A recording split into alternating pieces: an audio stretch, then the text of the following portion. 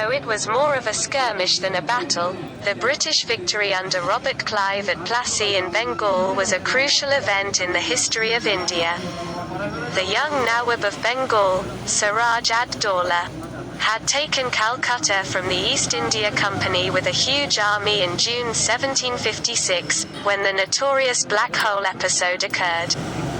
It was not until August that the news reached the company in Madras, and not until October that Clive, now 32 years old, left for Calcutta at the head of a mixed European-Indian force of some 2,500 men. He drove Siraj's army out early in January 1757. Clive decided that the best way to secure the company's interests in Bengal was to replace Siraj with a new and more pliant Nawab. He found a candidate in a discontented elderly general named Mir Jafar. After complicated conspiratorial discussions and the promise of enormous bribes to all concerned, a secret agreement was smuggled into the women's quarters of Mir Jafar's house, which was being watched by Siraj's spies, and Mir Jafar signed it.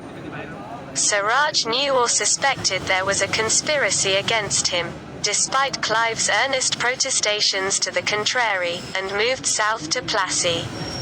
On the 13th of June, Clive moved north with some 2,000 Indian sepoys and 600 British infantry of the 39th of Foot, plus close to 200 artillerymen with 10 field pieces and 2 small howitzers.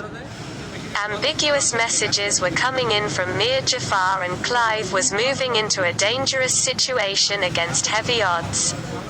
He seems to have had a crisis of confidence and summoned his officers to a council of war on the 21st of June. The majority, including Clive, voted against action. At that point, according to his friend Robert Orme, Clive retired into a grove of trees where he stayed for an hour in meditation. On his return he gave orders for the army to move on to Plassey. The confrontation came on a cloudy morning north of the village of Plassey on the bank of the Hooghly River. Clive's army was drawn up in 3 divisions.